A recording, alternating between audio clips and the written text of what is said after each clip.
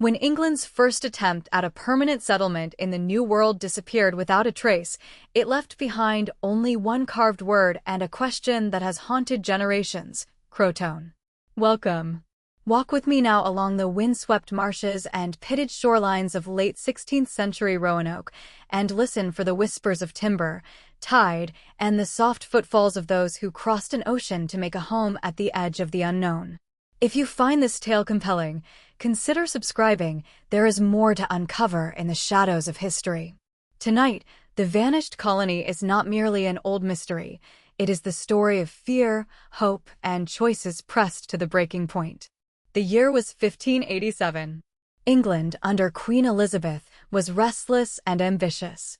Spain's riches from the New World glimmered like a distant promise, and men such as Sir Walter Raleigh sought to plant English roots on the Atlantic shores of North America. A fleet carried 117 souls to Roanoke Island, a low, wooded spit of land along what is now the coast of North Carolina. Among them were soldiers, servants, and craftsmen. Among them were women and children, an uncommon sign that the venture aimed for permanence rather than piracy. Most unforgettable of all was a child born there in August of that year, Virginia Dare, the first English child known to have been born in the Americas. To the mother, to the colony, to the nation, she was a promise. John White, the colony's governor, was an artist and an organizer, a man who sketched the native people and landscapes, who tried to balance the temperament of soldiers with the stubborn courage of settlers. Within months of arrival, the colony floundered under scarcity and local tensions. Only weeks after Virginia's birth, Governor White sailed back to England for supplies and men. His parting would be short by design. He intended to return within months. Outside Roanoke, the Atlantic shrugged and Europe shifted into a war that would not permit his swift return. England and Spain drew up for conflict. The Spanish Armada assembled and launched in 1588. Merchant shipping and naval resources were diverted. For 3 long, anxious years, Governor White found the ports closed, the sea denied to him by storms and by the priorities of empire.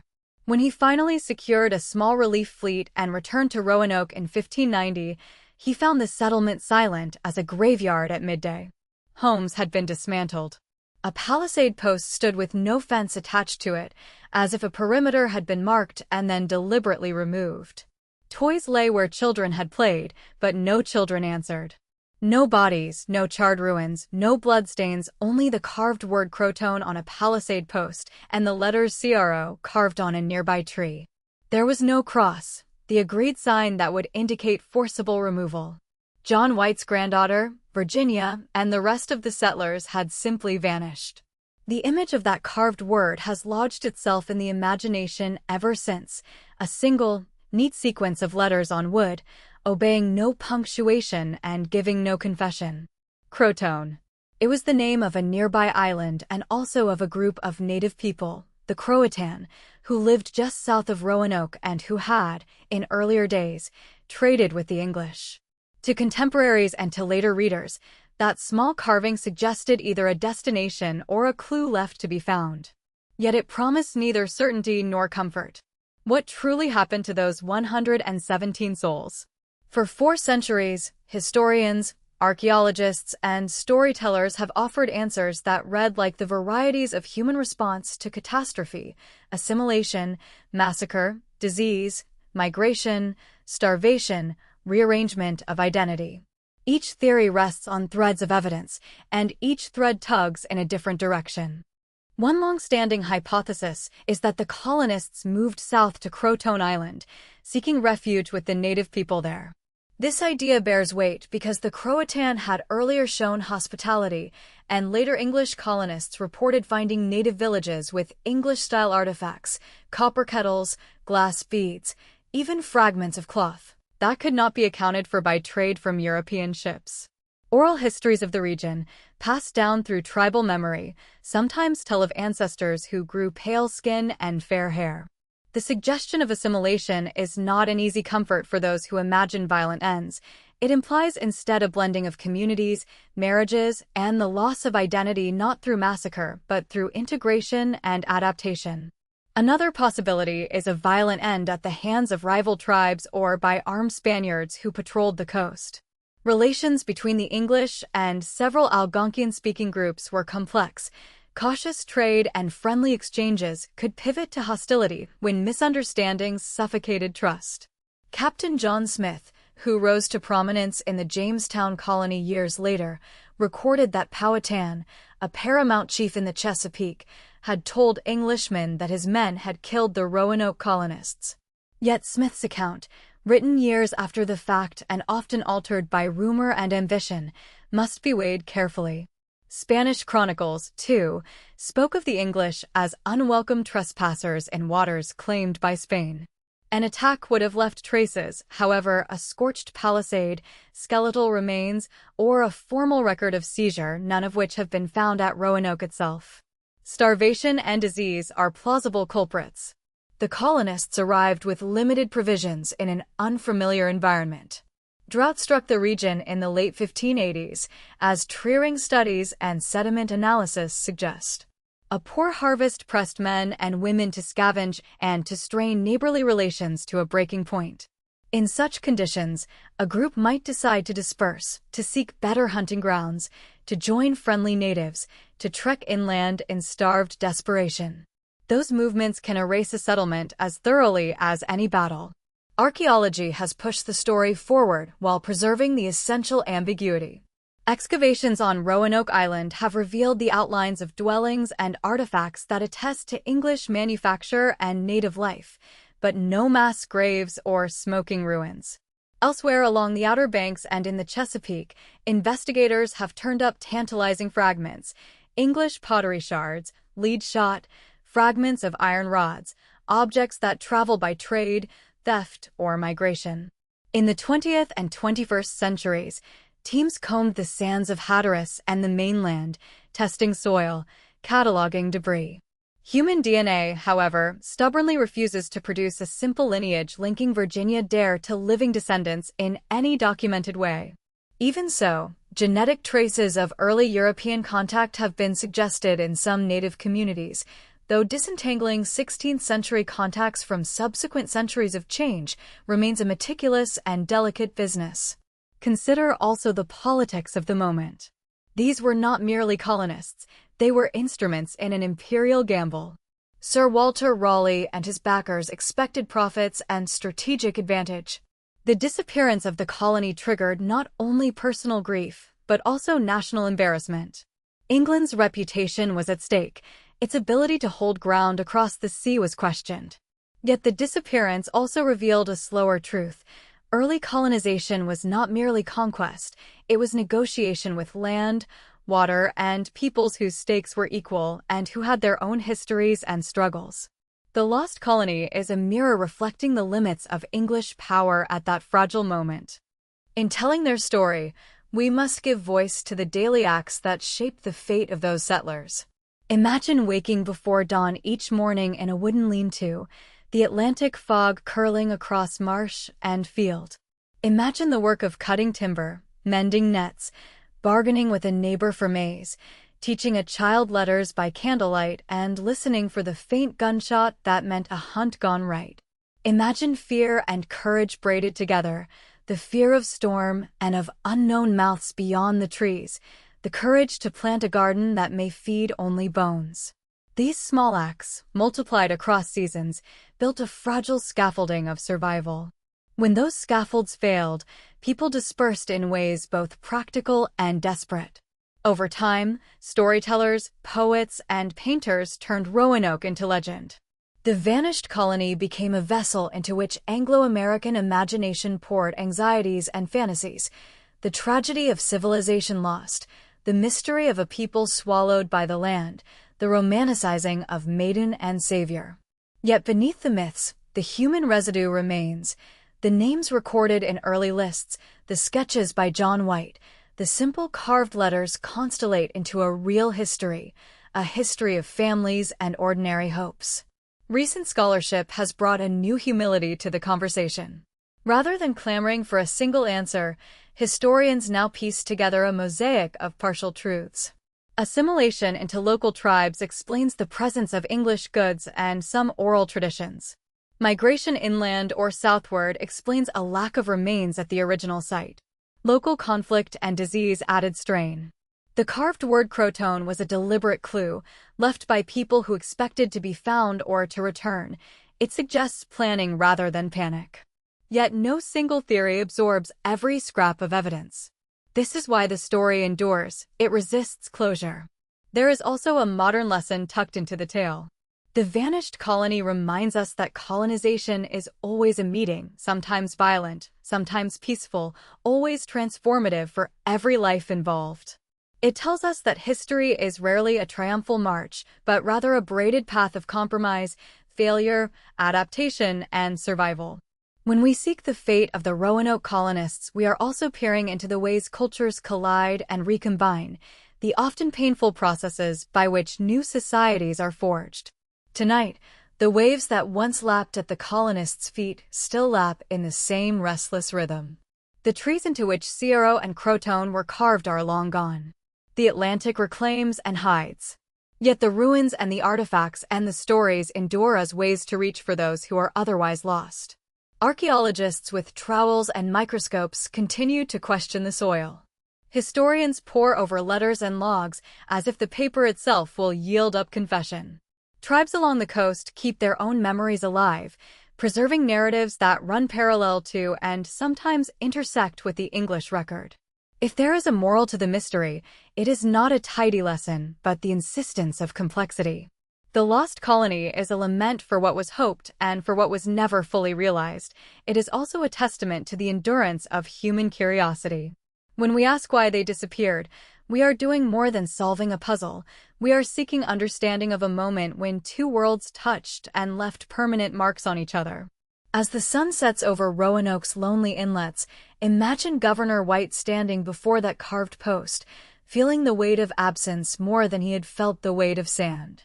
Think of children who might have grown into farmers, traders, elders bridging two cultures. Think of mothers and fathers whose choices reached beyond the immediate and into generations. The answer to the mystery may never be a single revelation. Perhaps the true story is a chorus. Fragments of assimilation, traces of travel, marks of hardship, and the human will to survive in whatever form survival takes. Join me in the coming minutes as we follow the evidence farther afield, down to Croton Island, up the tributaries of the Chesapeake, into the archives of Spain and England, and into the labs of modern archaeologists. We will meet the men and women who left ink and timber, the native peoples who met them, and the scholars who have tried, from centuries later, to stitch their lives together. The Lost Colony is not merely a riddle boxed in time. It is a story that demands to be told with patience and with an ear for the many voices that shaped it. Stay close to the tide line and to the map, and prepare to listen. The past speaks in fragments. To hear it, we must be willing to lean in, to accept partial truths, and to honor the human lives behind the unknown. Hook and greeting about a forgotten American tragedy. When English settlers stepped ashore on a low, wind-scoured island off the Atlantic coast, they bore with them the fragile hopes of a new beginning and the hard work of building a foothold in an unknown world. Good evening. You join me now to walk a shoreline that has kept its silence for centuries, to listen for the echo of a vanished community and to weigh the small, stubborn clues they left behind. The scene was at once ordinary and extraordinary.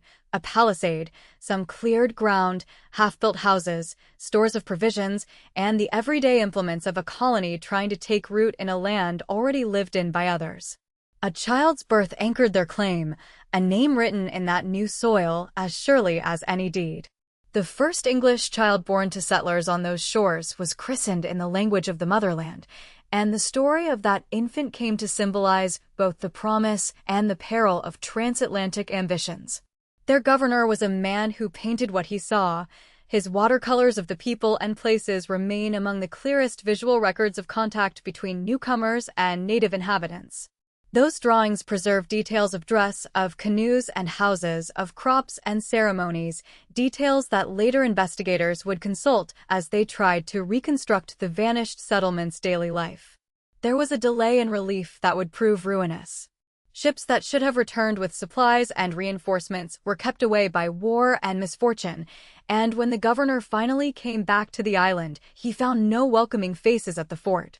What remained were unsettling signs: a dismantled palisade, dug-up graves, and a single carved word that has become the emblem of this mystery, letters cut deep into wood and stone as though left by hands that hoped someone would read them.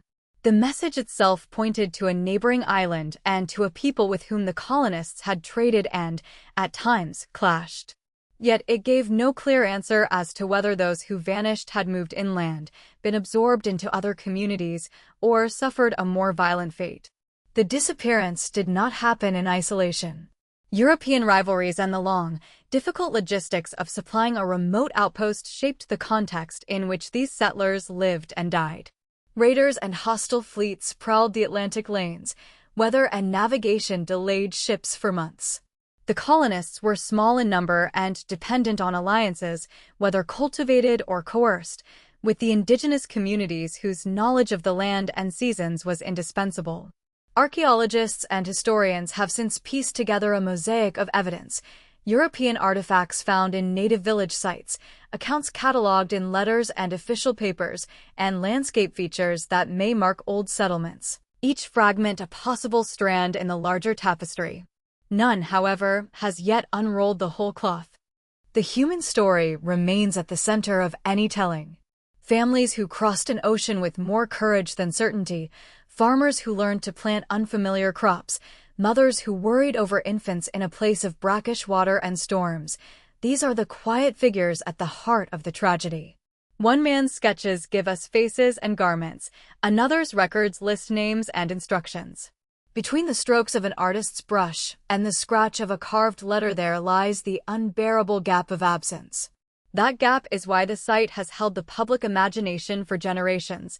It is a wound in the early American narrative that refuses the comfort of closure. Scholars have proposed several plausible paths. Some point to assimilation, citing evidence that English goods turned up in native settlements and that certain groups in the region later displayed customs and artifacts influenced by contact with Europeans.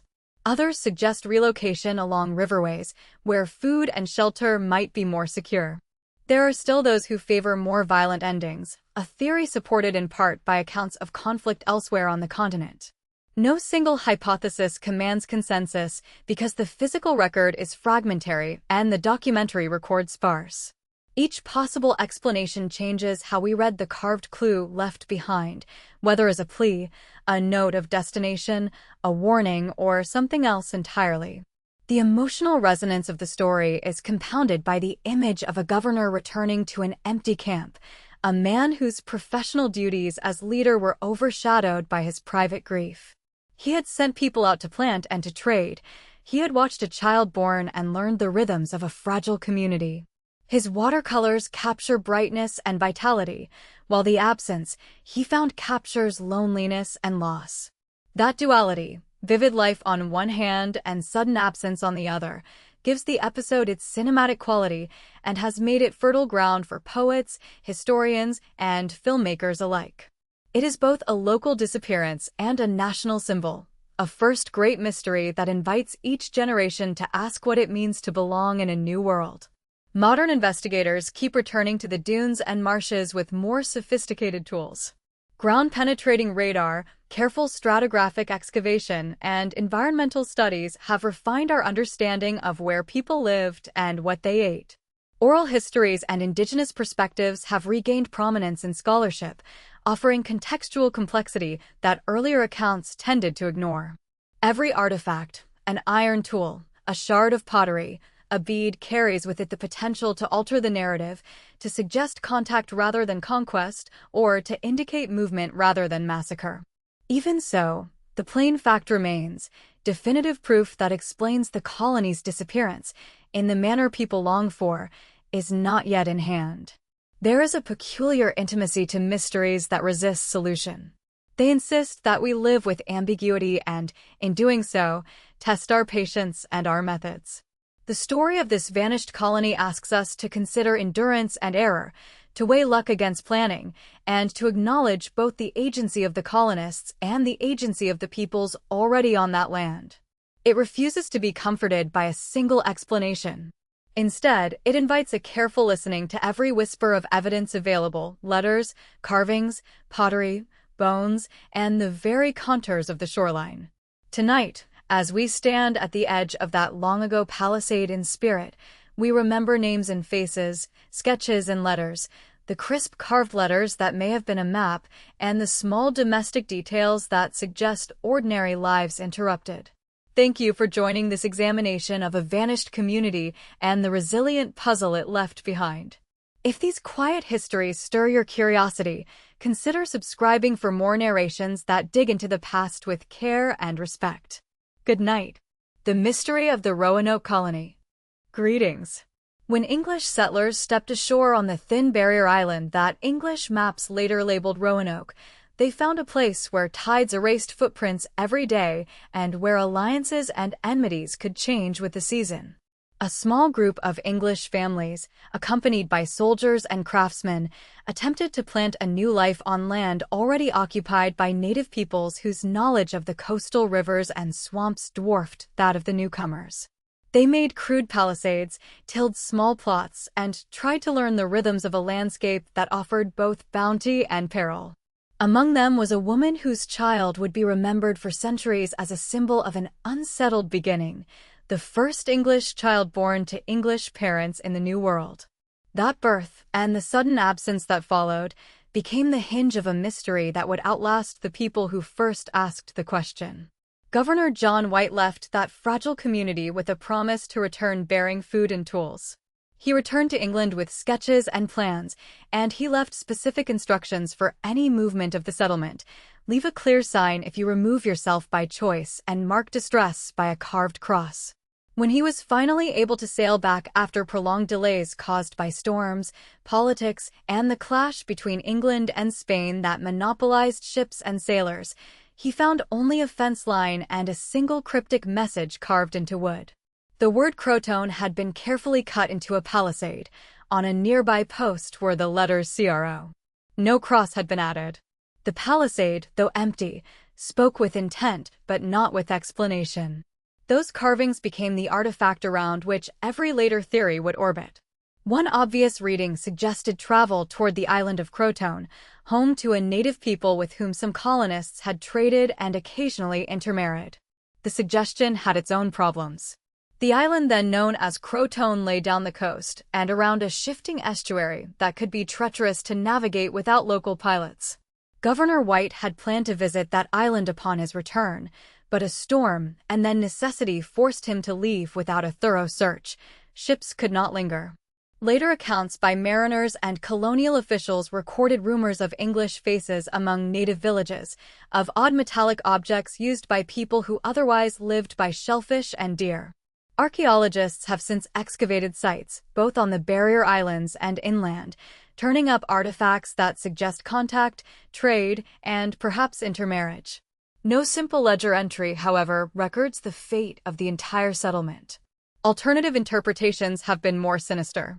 Some early commentators pointed to hostile intervention by neighboring tribes, arguing that the colonists might have been killed or driven away.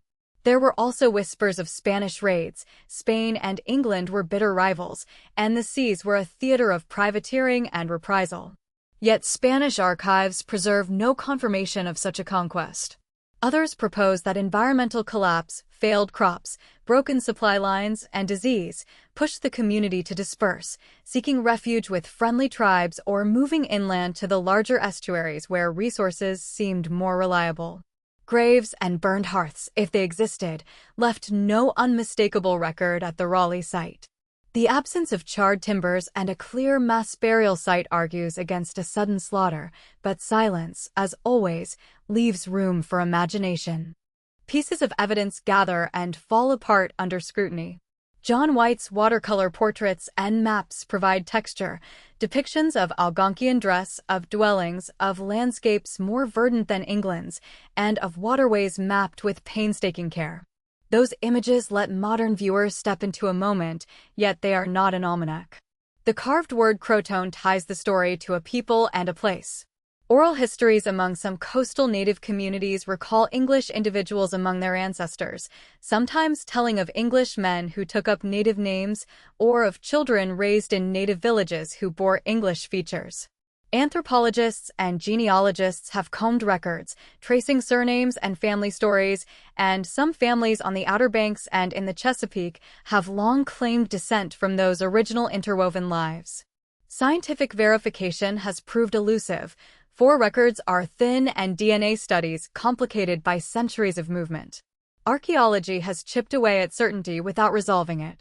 Excavations at the primary fort site turned up tobacco pipes, fragments of European pottery, and a few iron objects that confirm the presence and daily habits of English settlers.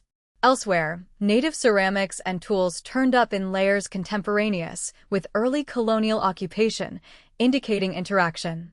A handful of finds on Hatteras Island have been interpreted as possible traces of relocated colonists or later English activity.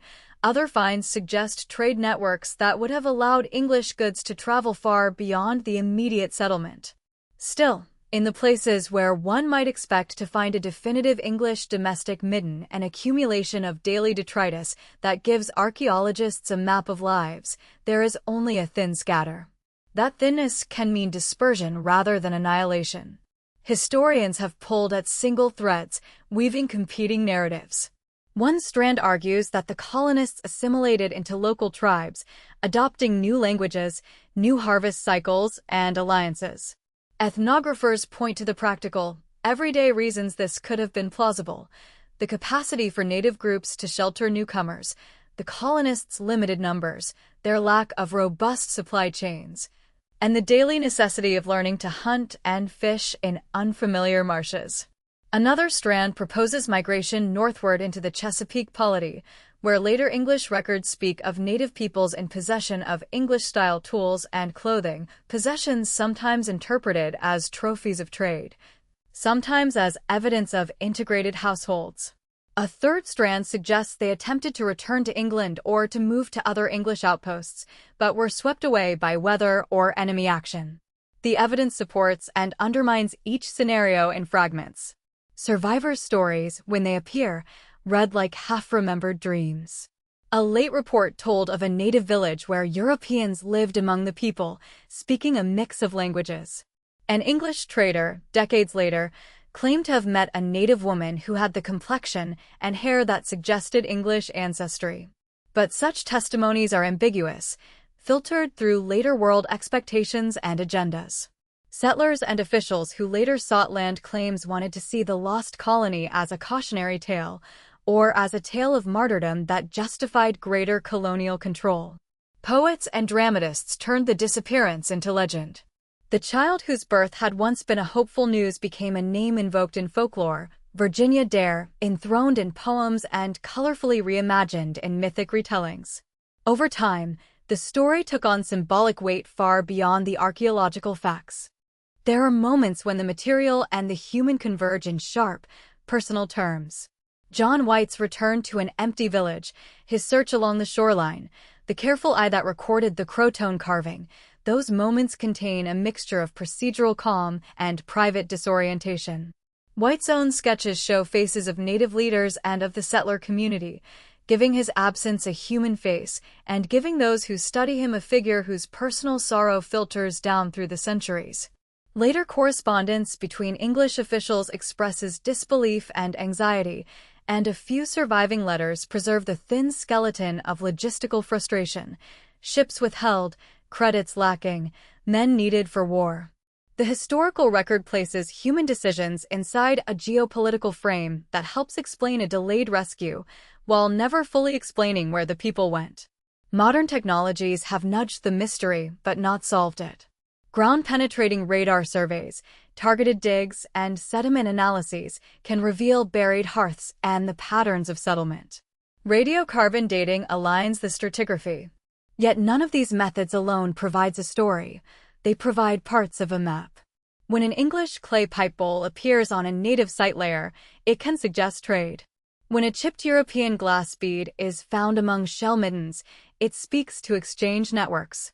The lack of a mass grave is notable. The absence of widespread burned timbers at the fort site is notable. Both absences invite explanations in favor of relocation or integration rather than sudden demise. Still, absence can mislead. Soil composition can erase traces. Coastal erosion can carry tombs and hearths into the estuary. The sea keeps its own counsel. Debate among scholars has its own rhythm, punctuated by new findings that refocus attention. One recent survey turned up fragments that some interpret as domestic features moved by people seeking new ground. A separate study identified patterns in native pottery sequences that suggest shifts in trade and habitation coinciding with English contact. Neither paper ended the debate. Each added depth to the image of a porous borderland where English and native worlds overlapped. The most persuasive modern accounts do not try to announce a single solution. Rather, they stitch together multiple possibilities, acknowledging that the colonists' fate may be less a solitary answer than a mosaic of outcomes. Some left for Croton, some may have moved inland, some may have intermarried, and a few may have perished to disease or starvation. History, in this view, is not a standalone verdict, but an accumulation of partial truths. The mystery persisted in popular culture even as specialists refined their tools. Pageants and plays reenacted the scene of an empty settlement. Poets wrote elegies. Tourists traveled to the island to stand where palisades once stood and to trace the shoreline for clues. That public fascination matters because it shapes what questions get asked and funded. When archaeology is supported, we get careful stratigraphy and measured conclusions. When imagination runs ahead, myth fills the gaps. Both impulses, scientific curiosity and mythic yearning, have kept the Lost Colony alive in the public mind, feeding a steady stream of speculation, new digs, and reinterpretation.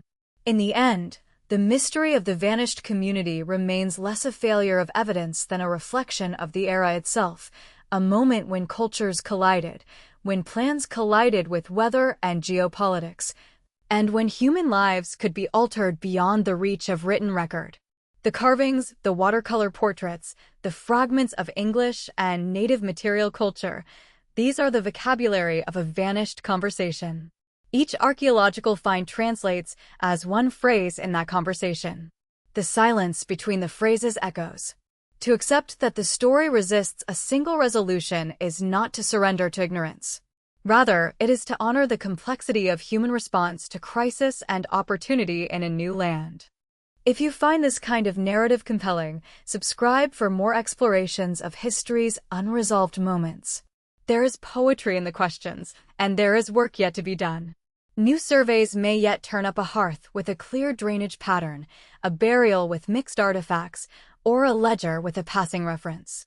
For now, the carved croton stands as the most precise sentence left by the people who once believed they could plant a future on a narrow island, and it invites us to listen, patiently, for what the landscape will finally tell. Early American settlers and native tribes. Good evening. When European seafarers stepped ashore on the Outer Banks, they encountered Algonquian-speaking peoples whose villages clustered along rivers and estuaries, people who fished in shallow waters, planted maize in sun-warmed clearings, and navigated the creeks in slender dugout canoes. A tall man with braided hair might have stood on the salt-soaked fringe of a marsh, watching those newcomers with a guarded calm. Manteo was one such man, curious, quick to learn the stranger's tongue, and willing to travel with them to foreign courts. Wanchese was another, more reserved and watchful, where Manteo saw commerce and alliance. Wanchese perceived caution and the slow encroachment of a new world. These names matter because they embody the complex human choices at the heart of first contact, collaboration, skepticism, and the exchange of knowledge that sustained both parties in the short term. The material give-and-take between colonists and tribes was immediate and practical. The English carried iron tools and bright cloth, commodities that dazzled and altered local economies. In return, the native people offered food, maize cured and stored in woven baskets, large fish smoked over open racks, and shellfish packed into clay-lined pits, and they taught the newcomers to plant corn in hills and to season the soil with shell middens. They showed how to build woven shelters from saplings and bark, to fashion fish weirs and nets, and to read the tidal rhythms that could drown or feed a settlement in a single day. Without that instruction, settlers would have been lost to hunger and cold. Assistance was not charity, it was diplomacy enacted at the level of survival. Political life among the coastal tribes was organized around sachems and councils, systems that balanced local autonomy with inter-village alliances. Gift-giving had weighty meaning. An exchanged knife or copper pendant did not merely buy a favor, it created a web of obligations. A leader who accepted the English trade items signaled an opening for relationship, but also for expectation, protection, reciprocal gifts, and sometimes military support. To the English, accustomed to hierarchical commands, the subtleties of reciprocity were often misread as submission or, worse, as treachery when native leaders negotiated for their own advantage. Tension emerged where misunderstanding grew. The newcomers sometimes accused their native neighbors of theft when, by local custom, borrowed items were considered temporary transfers. The English response could be disproportionate. One English commander launched a punitive raid after a series of small thefts and perceived slights. The assault shattered trust and produced bloodshed on both sides. Such a rupture had immediate consequences. Hunting parties vanished from the marshes, trade routes closed, and emissaries who had once moved freely now passed guarded by men with spears. Trust, once fractured, was difficult to reassemble. Religion and ritual complicated the encounter further. Native spiritual practices were woven into daily life. Ceremonies tied to the planting and harvesting seasons, rites invoking the spirits of water and land, and offerings to ancestors who guided the hunt. The English, carrying their own certainties, regarded those ceremonies as superstition. Converts like Manteo who accepted baptism were symbols of cross-cultural movement, yet conversion did not erase loyalties to kin or place. For many native people, accommodating the English was a pragmatic choice, a way to secure metal tools and to keep rivals at bay. For others, resistance preserved autonomy. Leaders on both sides calibrated strategies as circumstances shifted. Some native chiefs saw advantage in alliance, gaining allies against rival groups or access to new goods. Others saw a longer threat in the newcomers' appetite for land and their habit of building permanent palisades. The English settlers, isolated and anxious, oscillated between ostensible fraternity and military posturing. Supply ships could delay for months or not come at all, compelling colonists to insist upon a steadier stream of food from their indigenous partners. That insistence bred resentment. Short exchanges turned hazardous when an insult, a broken promise, or a rumor of attack ignited retaliation. Everyday scenes were intimate and telling. An English woman learning to grind corn with a mortarium and pestle next to a native neighbor. Children watching one another across a palisade compound. Men bartering for beads and iron hooks under a misted dawn. The island's landscape recorded these meetings in subtle changes. New pathways forged between settlements, a field laid out where a birch grove had been, the presence of an unfamiliar architecture, posted houses, fences, crates, altering familiar sightlines. Memory lives in such particulars, not only in proclamations and treaties. War and diplomacy braided together. Raids might be planned in the shadow of a canoe landing. Truces could be sealed over a shared meal of roasted eel. The killing of a prominent sachem abraded the web of obligations and invited cycles of reprisal. Yet, even in the face of violence, instances of compassion and aid persisted. A chief might shelter a castaway, or a band of hunters might guide a stranded party back through reeds to the safety of their own territory. Human choices carried both mercy and cruelty, often in the same breath. The legacy of these first encounters persisted long after the camps were dismantled. Technologies transferred. Iron adzes replaced chipped stone, new crops altered diets, and small shifts in trade patterns affected who held power in the region. Equally enduring were the stories, oral histories told beside fires about strangers who came with strange hands, about gifts that bound and about betrayals that burned. These narratives shaped how later generations interpreted the events, and they helped determine which alliances endured. Listen closely, and you will hear the nuances, the cautious lyricism of a sachem's speech translated by a sympathetic interpreter, the clack of a paddled canoe moving under moonlight, the stony silence after a meeting that ended without agreement. Details such as the naming of places, Croton for one island community, Secaton for another, anchor the human geography. They remind us that these were not abstract peoples, but real communities with stable homes and long memories.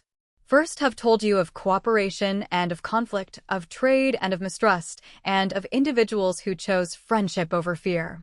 Thank you for joining this account. If this exploration moved you, please subscribe softly for more stories that listen to the past with care and render it with respect. Disappearance and theories.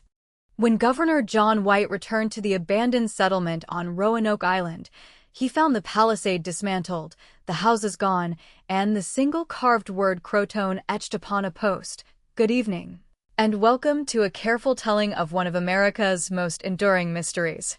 The site was at once a message and a silence. There were no bodies and no signs of battle. Tools lay where they had been set down, but livestock and everyday possessions were missing. The governor's careful log records a place emptied in a manner that suggested departure rather than destruction. That carved word became the compass for speculation. It matched a prearranged code among the colonists. If they left under duress, they would leave a clear mark, and, if they had moved to an ally, the destination would be named. Croton pointed, at least on the surface, toward the people of Croton Island, what we now call Hatteras Island, and toward a narrative of refuge and assimilation. Many historians find this simple reading persuasive. The Croton were Algonquian-speaking allies. They had trade relationships with English visitors, and, crucially, the terrain and waterways around Roanoke offered routes inland and along the barrier islands where a struggling group might seek food and shelter. Assimilation into native communities remains the most widely accepted theory among scholars. Oral traditions collected over centuries from Algonquian groups on the Outer Banks tell of households that included people of English appearance and speech. Archaeological surveys on Hatteras and in nearby mainland sites have turned up European-style artifacts, trade goods, and fragments consistent with late 16th century manufacture, intermixed with native materials. These finds do not prove a wholesale transfer of an entire colony, but they do support the possibility that some colonists joined Croton families, whether by marriage, adoption, or necessity. The texture of everyday survival, shared foodways, intermarriage, and blended communities can leave subtle material traces rather than grand monuments. A darker alternative holds that the colonists fell victim to violence, either at the hands of rival tribes or through hostile European rivals. The Spanish hypothesis, for example, posits that Spanish forces operating in the region might have attacked the settlement. Spain and England were enemies at sea, and Spanish expeditions in the New World had shown a willingness to dislodge rival footholds. Yet careful examination of Spanish coastal records and correspondence has produced no definitive claim of a raid that would match the disappearance. Likewise, the absence of skeletal remains, abandoned corpses, or signs of a hurried, violent struggle at the Roanoke site weakens the case for a sudden massacre. It remains a theory rooted in plausible motive, but lacking in direct evidence. Relocation inland is another persistent suggestion. Some historians propose that the colonists attempted to reach English-held or friendlier territories farther north or into the Chesapeake watershed. Trade goods of English origin have been reported in native sites away from Roanoke, and later colonial narratives recount encounters with tribes who told of earlier arrivals from the sea. Changing weather, hostile currents, and limited seamanship could easily have turned a planned relocation into a disaster, with vessels lost at sea or small groups absorbed into interior settlements. This idea explains the lack of bodies on Roanoke Island and accommodates scattered material traces elsewhere, but it also raises questions about how a whole colony might vanish without more robust traces inland. Famine and disease must be considered in any reconstruction of what might have happened. The initial years of the colony were plagued by food shortages and tense relations with neighboring tribes. If corn stores failed, if fishing yields fell, or if disease swept through a community with little immunity, the colonists might have been forced to disperse in search of sustenance. Under such stress, orderly migration into allied native villages is a rational response. The practical necessities of survival, shared food, new shelter, and alliances can produce the sorts of cultural blending and material footprints seen in the archaeological record. And yet the lack of conclusive graves or a centralized burial site leaves the full accounting unresolved. Some proposals strain toward the dramatic. One suggests that a group set sail to return to England and was lost at sea. Another variant implies that the colonists attempted to move to nearby islands, only to be scattered and overwhelmed by storms. These ideas acknowledge the hazards of 17th-century navigation, especially for small craft and inexperienced pilots. The seas around the Outer Banks are notoriously treacherous: shoals, shifting bars, and sudden weather. Loss at sea would neatly explain the absence of bodies and built environments. But it offers little in the way of confirming artifacts or testimony, unless written logs or reliable oral histories surface to tell of a ship that never landed. The human traces that later observers recorded complicate a singular conclusion. Early 17th and 18th century English explorers and colonists recorded native informants who claimed kinship with lost shipwreck survivors or who displayed European-style clothing and metal goods inherited, they said, from English neighbors. In North Carolina, the Lumbee and other groups in the interior have long maintained traditions of descent from coastal English migrants, a claim that has been woven into regional identities. Modern genetic work has been undertaken to test such claims. These studies, while intriguing in individual cases, have not produced a definitive genetic lineage that can be traced back to the Roanoke settlers as a whole. Genetics can illuminate connections in specific family lines, but the mingling of populations over the centuries and the limited scope of surviving genetic samples make sweeping conclusions difficult. Archaeology continues to push the discussion forward with methodical digs, soil analyses, and re-examination of artifactual assemblages. Where once the story relied heavily on a few written reports and the carved post, excavations have broadened the evidence pool. Shell middens, hearth features, and trade goods recovered on islands and mainland sites reveal patterns of contact and exchange. These patterns suggest that the English presence did not vanish without a trace. Instead, it appears to have entered a network of native lifeways that preserved some material fragments while dissolving the formal outline of an English village. Caution must guide any verdict. The temptation to resolve a mystery with a single tidy answer is strong, but the record resists neatness. The evidence favors a mosaic of outcomes. Some colonists likely sought refuge with Croton kin, others may have moved inland, and a few might have perished at sea or succumbed to privation. The carved word remains the last clear human gesture left on Roanoke Island, a signpost toward hope and an admission of desperation. It is at once a plan and an epitaph. The story continues not only in academic journals and excavation reports, but in the living memories of coastal communities, in the artifacts housed in museums, and in the conservation of the landscapes where these events played out. Each new field season and every fresh archival discovery adds a brushstroke without guaranteeing a finished portrait. That is the nature of mysteries that blend human agency, environmental hazard, and cultural contact. Thank you for listening to this close account. If you would like to follow further explorations into vanished settlements and the work that reconstructs them, please subscribe for more narrations like this.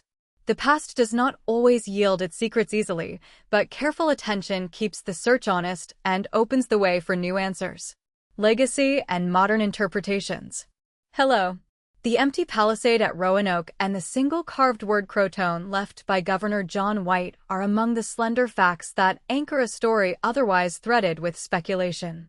Those traces have become the scaffolding on which generations of historians, artists, archaeologists, and local communities have built meaning. They frame a legacy that is part historical puzzle, part cultural mirror, and part ongoing conversation about how we interpret the past. The earliest legacies were immediate and practical.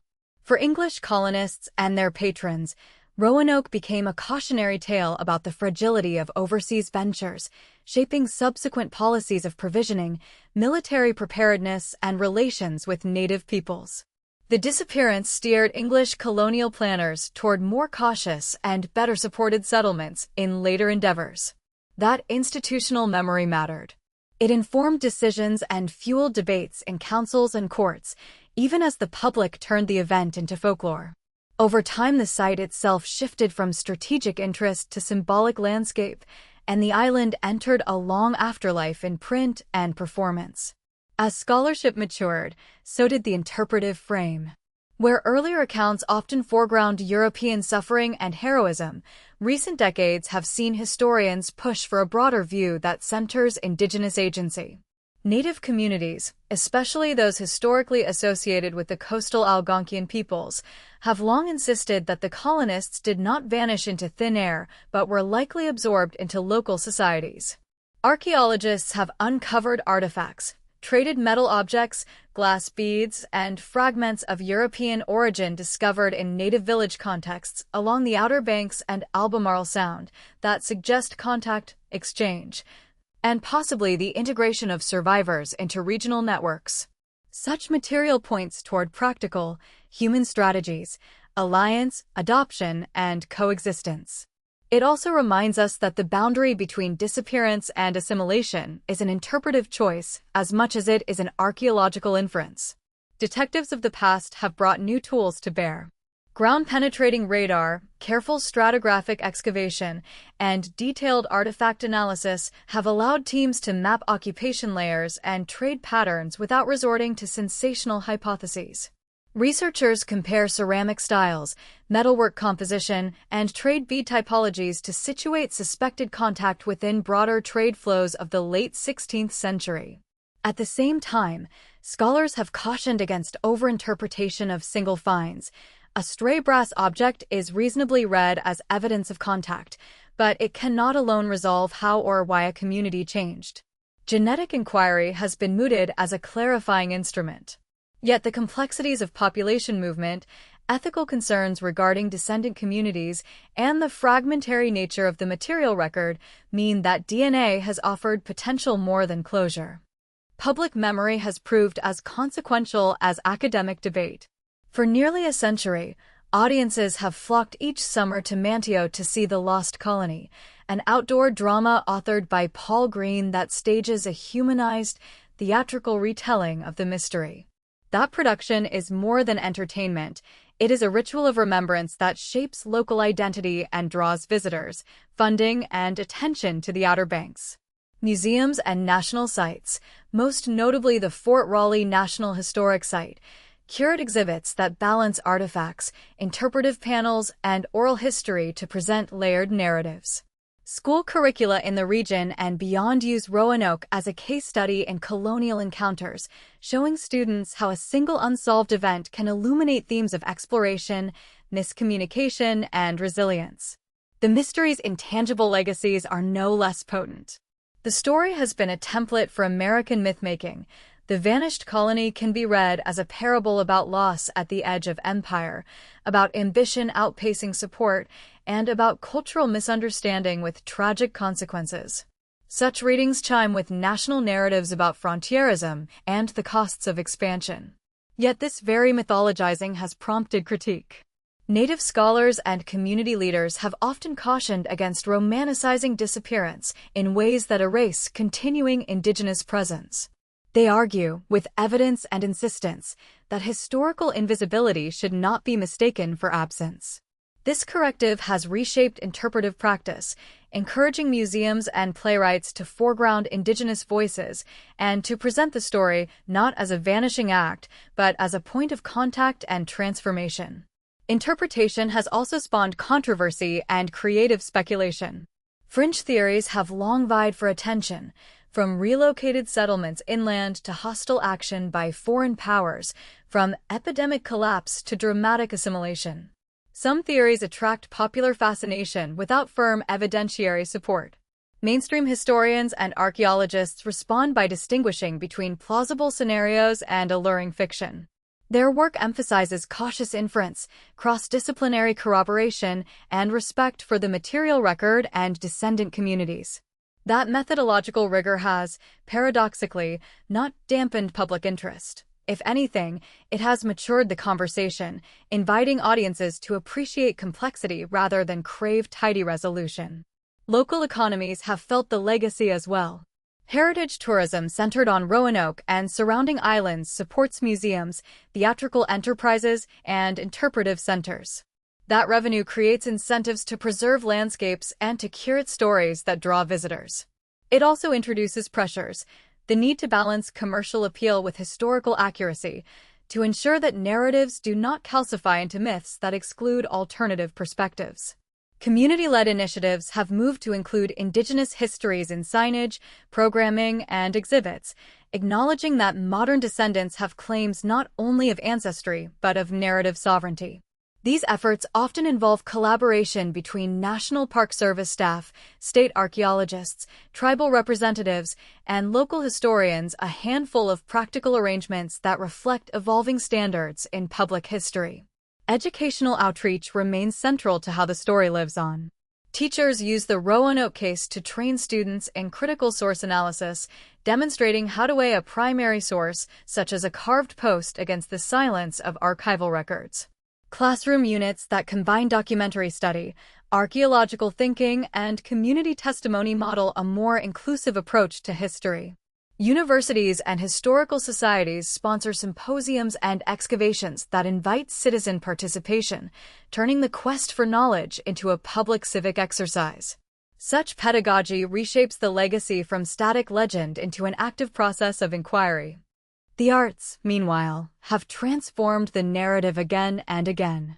Besides the long-standing outdoor drama, Roanoke has inspired novels, radio plays, documentaries, and public art.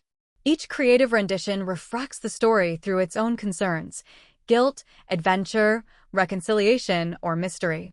These artistic interpretations are part of the legacy. They keep the colonists' fate in circulation, and they invite reflection on what we choose to remember and why.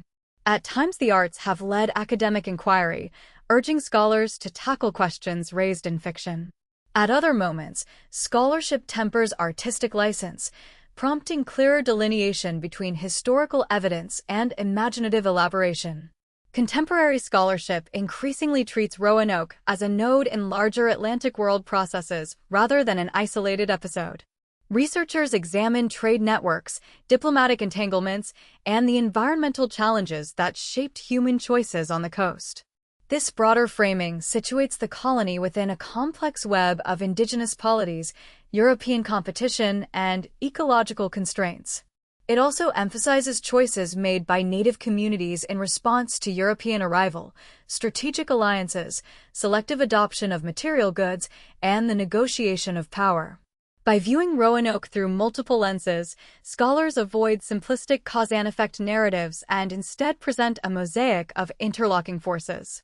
Legacy also extends to how modern communities remember trauma and resilience. In the Outer Banks, memorials, plaques, and interpretive trails invite visitors to reflect on human fragility and endurance.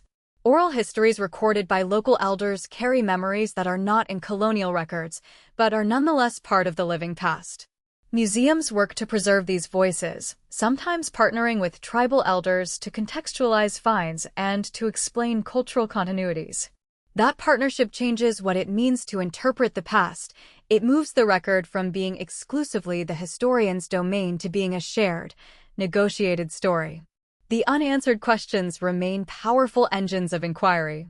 Scholars continue to propose testable hypotheses, to re-examine artifacts with improved techniques, and to consult descendant communities for contextual knowledge.